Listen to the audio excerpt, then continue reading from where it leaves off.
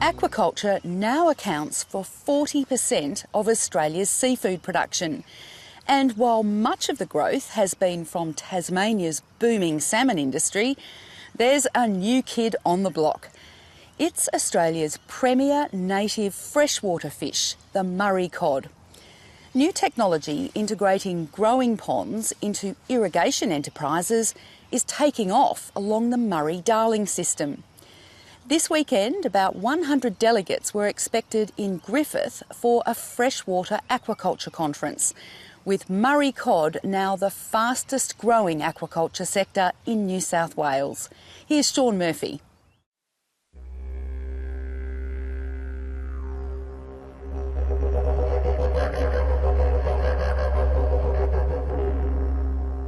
At the dawn of time, according to Aboriginal belief, the Murray cod created the Murray River. And now the nation's premier native fish is driving one of Australia's fastest growing aquaculture industries. Cage growing systems in purpose-built dams are offering huge potential to irrigation farmers along the Murray-Darling system, providing a diverse new income stream and double use of their precious water. The fish are grown in cages. The cages are about 2 metres wide by 2.5 metres deep. By doing that, we keep the fish up off the bottom and stop any muddy tastes that are traditionally associated with Murray cod, especially dam-raised Murray cod. Big things here is just being able to reuse that water twice. 2 incomes off every meg of water. We're being forced to become more efficient with our water. And returns per meg in the fish probably outstrip any grain crop by tenfold.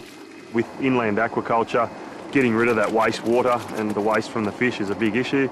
Here we're able to irrigate all of the water back out onto crops, especially in the summertime when our water use is high. But on the plus side, we're also not putting any waste materials back into the environment, so we're using them all on farm. Matt Ryan gave up dry land farming 5 years ago to start Griffith-based Bidgie Fresh. And with the help of 3 contract growers, he's selling about 50 tonnes a year into the Sydney and Melbourne markets. Citrus growers John and Marisa Triaca invested about $350,000 in a fully stocked dam. Oh, look at the size of that one now. That's massive. In 3 years, their fish have paid for the system, while their oranges have barely earned the cost of production. Well, it's given us hope, really. We've stuck with citrus for such a long time, and this opportunity came along, and we thought, well, why not? Water only cost me $600 to run, one dam here. With the oranges, it cost me, I think, about $4,000 for water, and the return is probably more out of the fish than 100 acres of oranges. And are you thinking about expanding? If I was 10 years younger, yes, Yeah. I would, but I wish I was 10 years younger, I'd go, but I'll stick to this at the moment.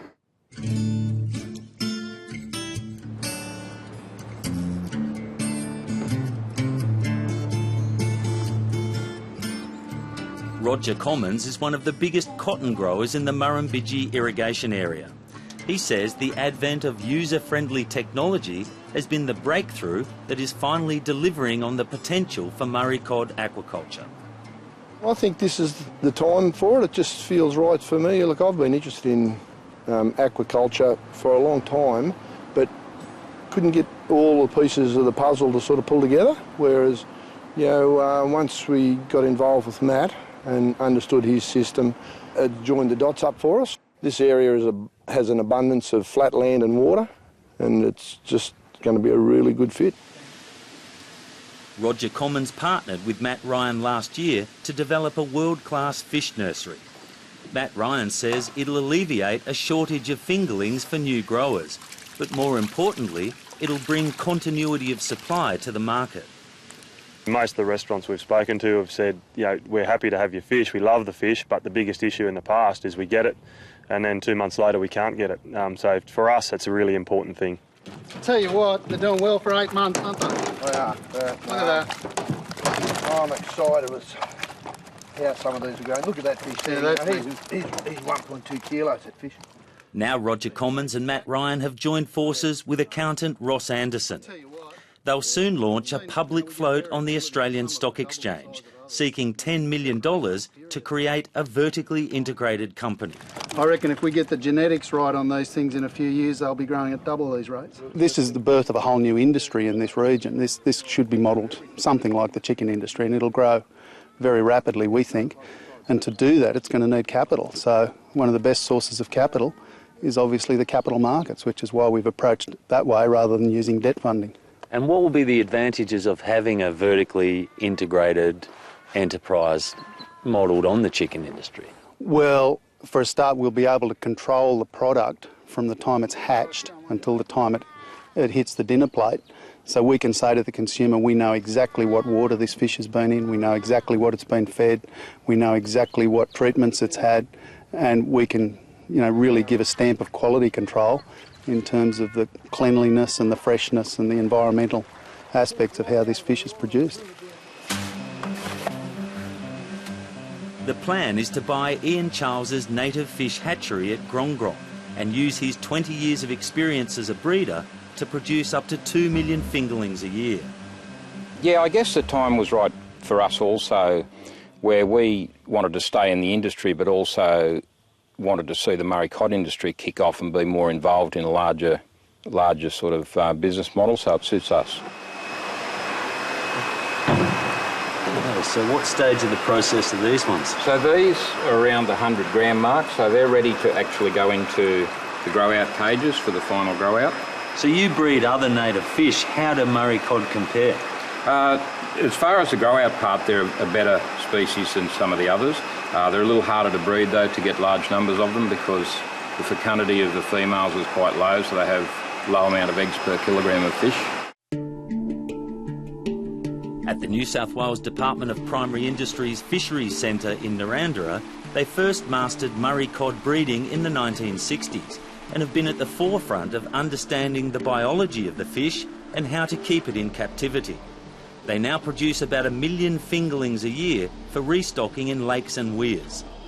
It's been really exciting the last 10 to 15 years. We've seen a real resurgence in numbers of Murray cod. It wasn't that long ago that we were worried the Murray cod was going to be gone, but there's certainly areas around New South Wales where they're in numbers that they haven't been for 40 or 50 years. So it's a great story for anglers.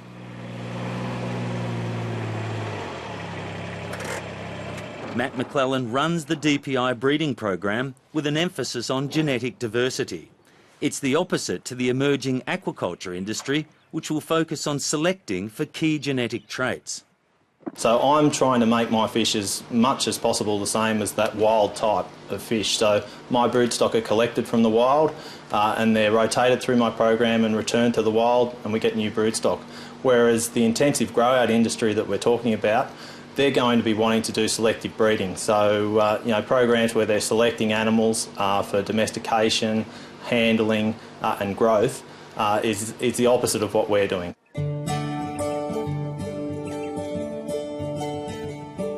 Some of the early versions of Murray cod farms used cage systems in existing irrigation dams like this one. The real game changer has been putting them in much smaller purpose-built dams. It gives us a lot more control over the environment. We can modify it to suit ourselves, and it also helps a lot with our disease control. We commonly see white spot and some protozoan diseases, which are common diseases. They're readily available in the environment around here. But as soon as you put fish in a tight environment and a little bit of stress, they tend to become worse.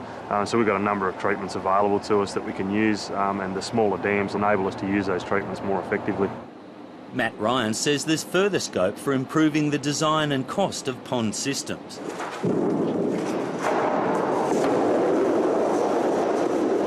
With the help of Roger Commons' Whitten-based engineering works, they've brought the cost of a cage system down by about $100,000.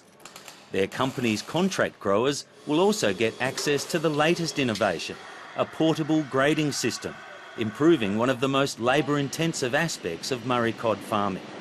Until now, every fish has to be netted out of the cage, and they've been manually sorted, one this way, one that way, but this is going to really streamline that operation. New players like Brett and Lisa Ryan have also developed their own new and cheaper cage systems. The couple had no farming experience when they invested in a system near Leeton 2 years ago. they had to learn new skills such as how to check the health of their fish. Lisa Ryan helped organise this weekend's industry conference in Griffith to help fill the information gap. With the conference, we've got lecturers from university, we've got New South Wales DPI representation, we've got trade exhibitors, and we're really hoping that will enable new and existing farmers access to new information.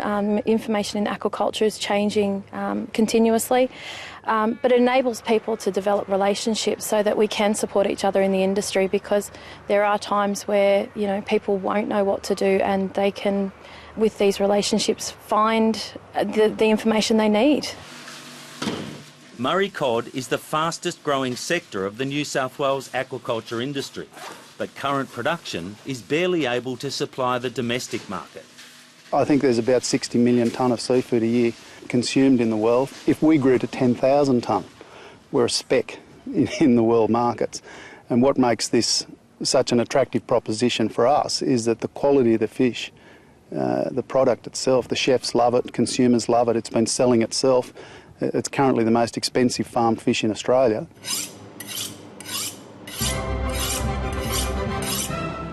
Griffith-based chef Luke Piccolo features a range of Murray cod dishes on the menu of his fine food restaurant Limone.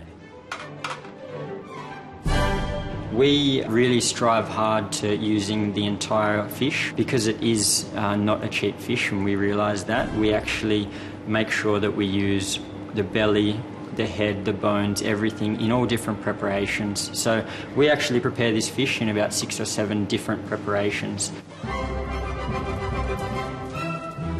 It is a very, very versatile fish. We actually cook it in 10 different ways. From deep frying, from charcoal, we actually cure it and cook it in a bacala style as well. So we found that the fish is actually, it takes well to nearly every single style of cooking.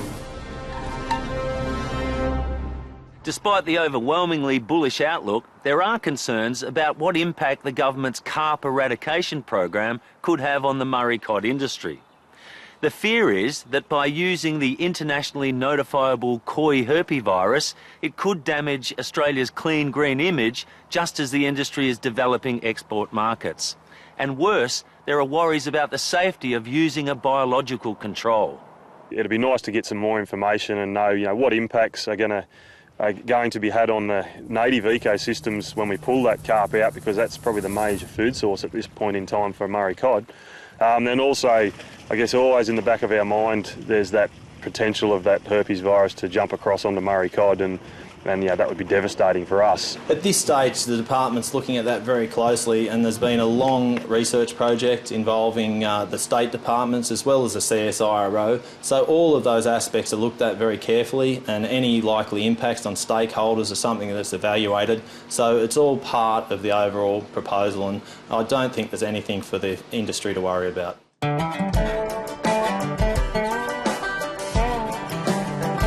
The world's largest Murray cod hatchery is owned and run by Noel Penfold near Wagga Wagga. He shares the concerns about the carp program, but is optimistic about the Murray cod industry finally realising its potential. This is a real opportunity for the industry to stand up and be something, yeah. It's very exciting times for the industry. Noel Penfold breeds about 3.5 million fish a year for the industry and wild stocking programs. But he also now sells his Murray cod fingerlings to aquaculture producers in Asia. We're selling a lot to China. There's a lot of interest in our fish to China. We developed that about 10 years ago. Each year it seems to grow a little bit more. It's exciting for them over there. They like our fish. So there's plenty of room for improvement there and more export. Even if China grows its own Murray cod, the industry here believes it will continue to attract a premium in the world's biggest seafood market. We've got a lot of inquiry now from large Asian consumers, wanting in the hundreds and thousands of tonnes. We can't supply enough, so I don't think demand is going to be the big problem for us, given the size of the seafood market in the world. If we got to 10 or 15,000 tonne, we're still a minnow. We're going to have no impact on the world aquaculture market or the world seafood markets.